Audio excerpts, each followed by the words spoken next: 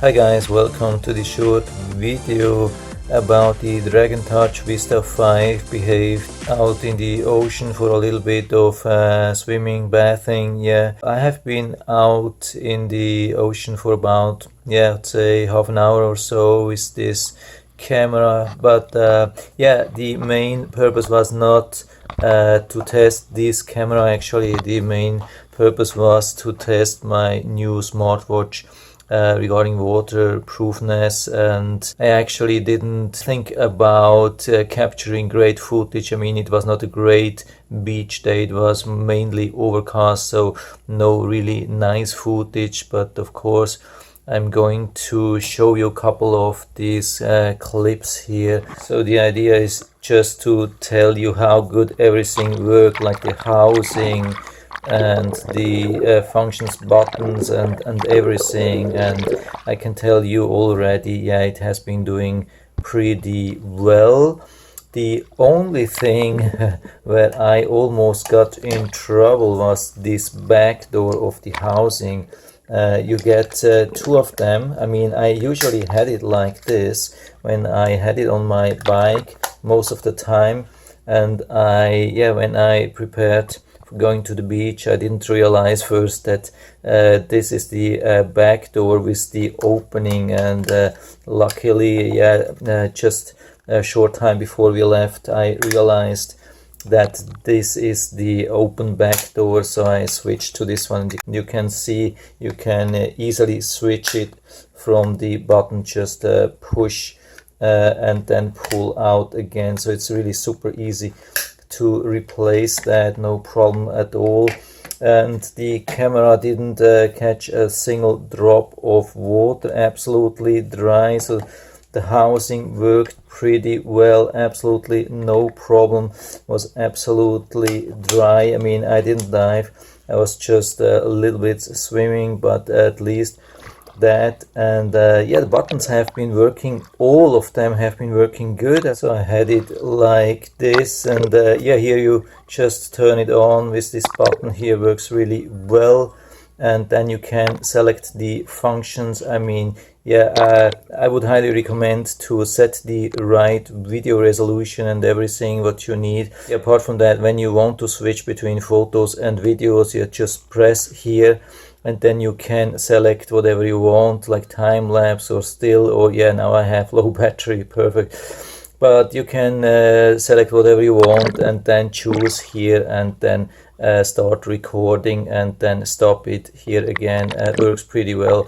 At the moment I have no clue how I would change the settings. Maybe that works too, but usually you can prepare that before and then you're ready to shoot. It doesn't make sense to go out into the water and then change like FPS resolution and those things. So I think this is something which you probably won't do. So a lot of people are probably thinking that this is something which just works with any kind of camera, even with $25 camera, but it's not the case.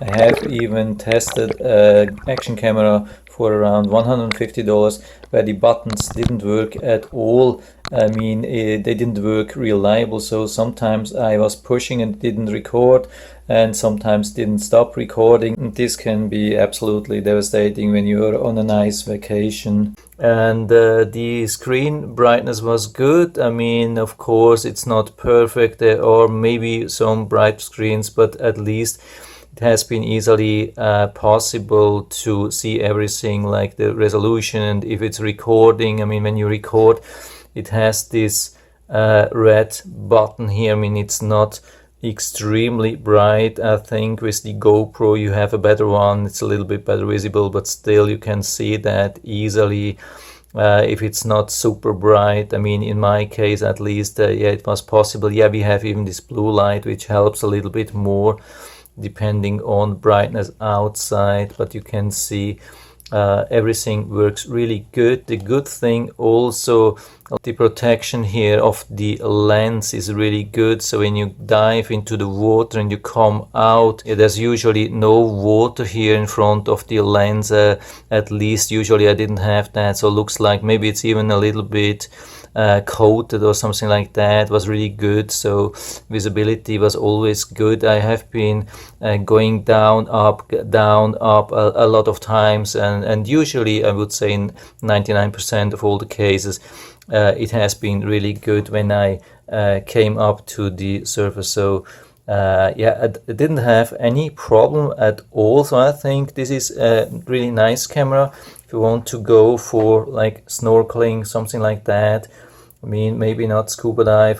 Can't remember how deep you can go with that, but really housing is really good, and you can attach a couple of things like straps and all these things, floating assistance. So if you drop the camera, it will float on top. I think it's even something, it's in the box, so maybe you can buy it for $5 or so. It can be really helpful. So for me, definitely worked. Yeah, absolutely no problem with that. So if you're planning for a trip to the ocean or lake or whatever, I think this could be a really good opportunity. Of course, we don't have the same level of stabilization as a GoPro, but it's much cheaper, and the quality itself of the footage is really good. It's really close to the GoPro. I mean, when you look at the single images, even up to 4K, the single images, the quality, details and so on are really close to the GoPro. Just the stabilization is definitely not on this level, but there are also some advantages, like a battery runtime. Battery runtime is way longer than with the GoPro. It's about 2 or 3 times compared to the GoPro, so it has also huge advantages. And so there are definitely enough reasons why to buy this nice camera, and I'll put down the link to the Amazon listing down into the description, so you can check it out, order it right from there if you like it. And I hope I've been able to help you a little bit with this video. If you have any questions or comments, just write to the comment section below, and I'm always happy to talk about these things. And if you like the video, give me a thumbs up, subscribe my channel. Thanks for watching, and see you next time.